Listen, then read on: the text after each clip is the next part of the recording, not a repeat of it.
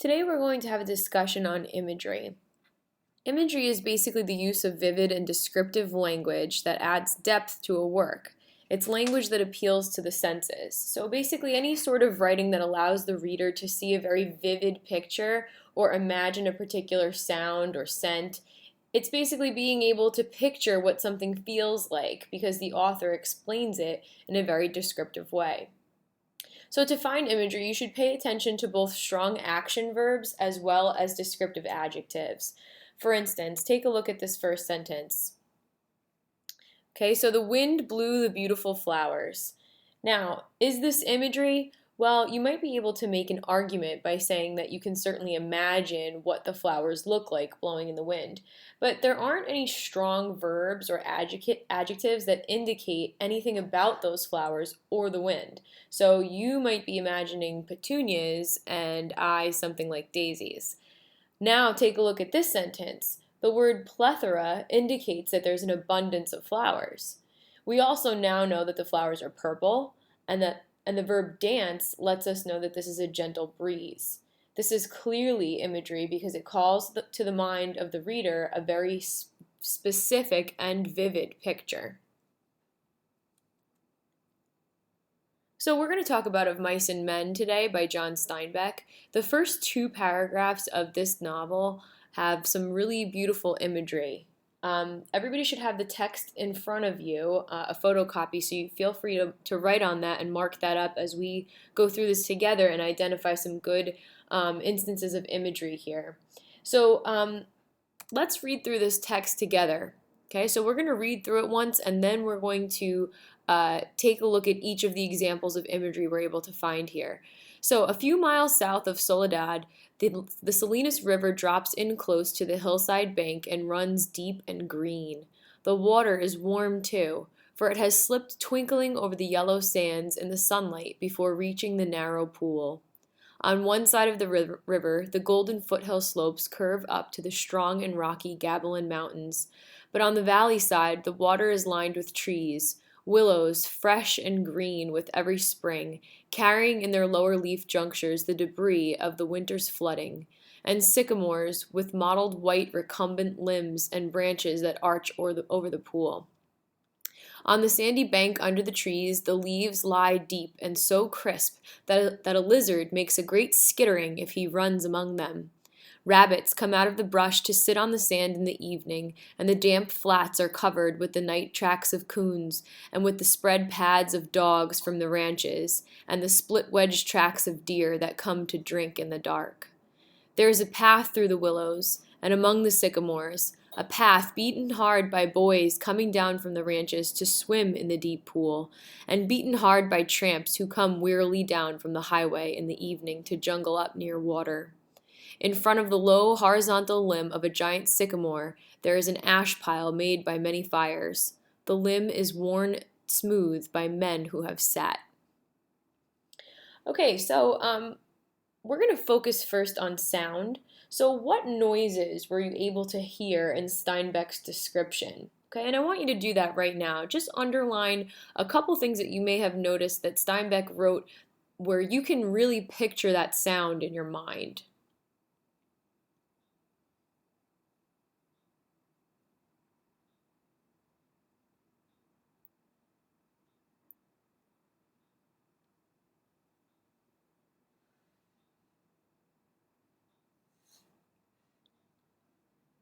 Okay, so hopefully you were able to pick out the line that reads, "Under the trees the leaves lie deep and so crisp that a lizard makes a great skittering." Okay, that line right there, everybody knows what it sounds like to crunch on very dry, crisp leaves, and everybody also knows the way that a lizard moves. He has very quick movements, so we can certainly imagine what that sounds like, a lizard running along these dry leaves.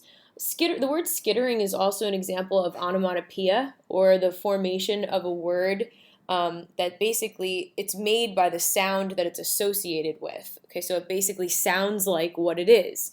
So when something skitters, it actually makes that sound.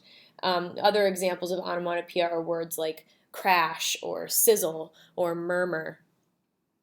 Okay, so we're going to move on now to some olfactory imagery, which is basically scent imagery.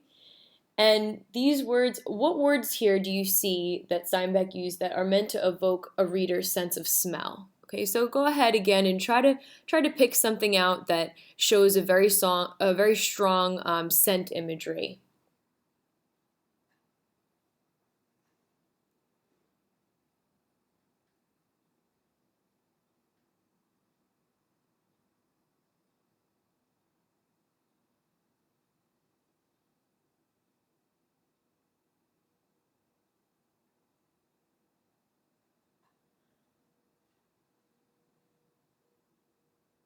Okay, so this was a little bit more subtle, but the line "willows fresh and green with every spring" should really bring to mind a very specific scent. Okay, Steinbeck describes that crisp smell of fresh air that sometimes we can smell in the springtime when things are budding and blooming and blossoming. That very crisp kind of smell. The adjectives fresh and green are what makes it really descriptive and what really helps to paint the picture in the mind of the reader. Okay, moving on, we're going to talk about tactile imagery or touch imagery. So go ahead and then take another minute now to see if you can find things that where Steinbeck is describing in great detail the way that something feels.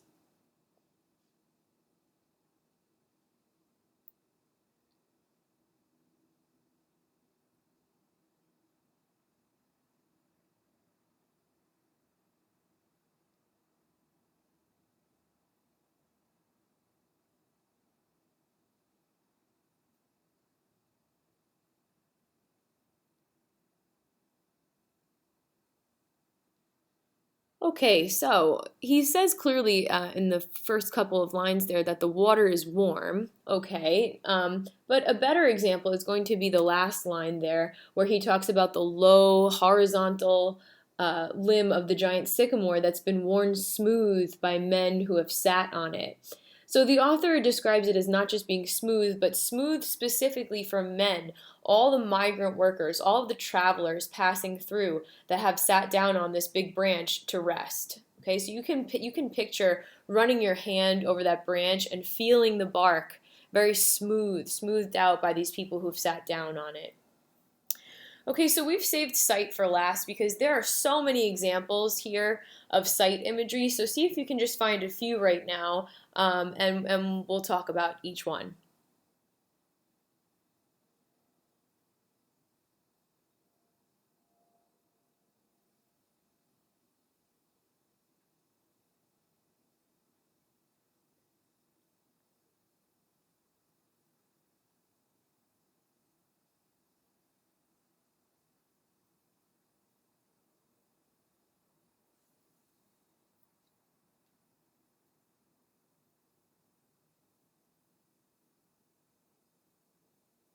All right, so virtually every line here has a really good example of sight imagery.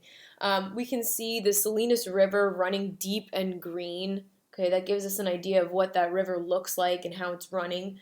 We see the water that has slipped twinkling over the yellow sands in the sunlight. And again, here, the word twinkling is another good example of onomatopoeia. It's a word that sounds like or describes what it is. Okay. Um, we can also see the Golden Foothill slopes curve up to those strong rocky mountains. We can picture the sycamores with the mottled white recumbent limbs and branches that are arching over this pool of water. Okay, we can see the night tracks of coons and the spread pads of dogs and the split wedge tracks of deer. Okay, those are that are in the dirt path. Okay, you might have also included that the path was beaten hard by boys coming down from the ranches that are basically coming down there to have a swim. Um, you could have also included that the path in sound imagery if you were imagining what it sounds like for the boys to come down the path laughing on their way to go to swim in the lake. And you could have also maybe included that in touch imagery, the actual touch of beating the path with their feet. The last thing I want to mention is taste imagery. This passage doesn't have any great examples of taste imagery. There is the line about the animals that come to drink in the dark, which you think maybe drink and taste imagery are linked, but it lacks any real description on how the water tastes. Is it cool? Is it crisp? Okay, if it had some of those adjectives, it might have been a better example of taste imagery, but imagery really should focus on actually describing the taste of something for it to be effective. So that's why I would say that that line really falls under sight imagery. Okay, so on the back of that printed passage that I gave you guys, I would like you to write an original line that shows some sort of sight imagery, okay? So think of that first example that I gave you of the purple petals dancing in the wind, okay? And then I want you to write one for sound. I want you to write one for smell. I want you to write one for touch.